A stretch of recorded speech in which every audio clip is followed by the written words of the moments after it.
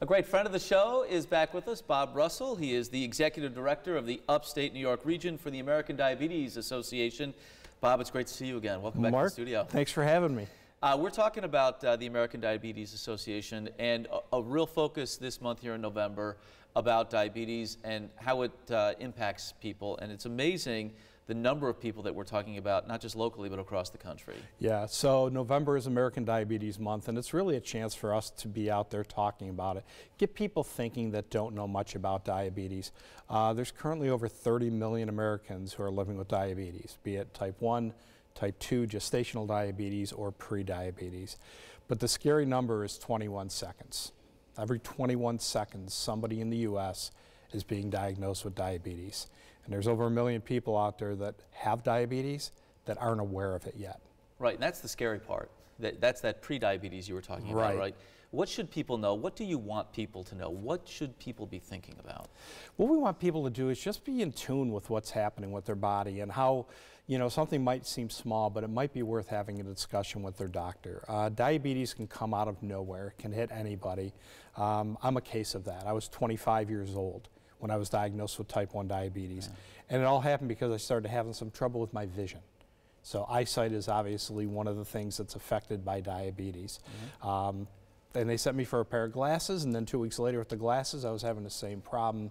And then once they did more blood work, they realized that I was a type 1 diabetic. So, you know, something you don't connect to is what we're really trying to get people to understand, because diabetes can affect not just eyesight with retinopathy, but neuropathy, heart condition. There's many, many effects that sugar in the blood on a consistent basis has on the body. So listening to the body obviously is important. Yeah. If you are facing a diagnosis or your doctor determines that you have pre-diabetes or you have type 2, it doesn't mean that it's game, set, match. There's a lot you can do at that point proactively to improve your health, right? Yeah, absolutely. And really, just to break it down real quickly for people, so type 1 diabetes basically means that your pancreas does not produce any insulin. That function does not happen in your body. And we need insulin to break down the food that we eat and to turn into energy. So with type 2 diabetes, the pancreas still works, just not at the level that it should be. And that's where a lot of people that are diagnosed with type 2 diabetes are able to help themselves through diet, through exercise, to let their pancreas produce more of the insulin that they need. And we have a lot of people here locally that, you know, were diagnosed, decided that they were going to make some changes in how they cook, how they eat, doing more exercise, and next thing you know, they don't have to be on pills, they don't have to be on insulin. That's one of the benefits, if there's such a word for this, that there is for people that do get diagnosed with type 2 diabetes, is that everybody's different.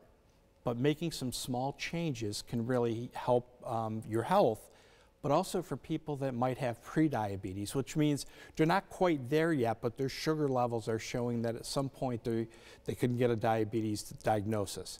So if they're able to make those small changes, again, just little things, that's going to help them in the long run to keep them off of any kind of medications, help them to be more in control of what they're dealing with their diabetes. Lastly, before we go, I want to ask you, I know you got a guy that has local roots that's really hit it big in Hollywood, helping out with the message here this month and beyond as well. Yep. Our friend Winston Duke, a Brighton grad, right? He's a Brighton grad. A lot of folks have seen him up on the screen, though. Yeah, he's part of the Marvel universe now, which for, you know, a geek like me is phenomenal when you first find out, oh my God, he's from Rochester, you know. But yeah, he has stepped up. So he's faced diabetes in his family with his mom and some of his aunts. And he's actually one of our spokespeople for this month and for ongoing. He also last year unveiled a new clothing line, and he was giving portions of the proceeds from the sales of that to the American Diabetes Association. So that's where we first were able to connect with him. But it's always great when it's a local connection. Yeah. You know, local boy done good, and we're going to keep going to the Marvel movies and cheering him on. Yeah, he was in Black Panther, and he's going to be in Avengers 4, I guess. Yeah, yep, and he was in the last Avengers Infinity War as well. So it's really great to have somebody like that that people recognize, and they see that, oh, this disease can affect anyone.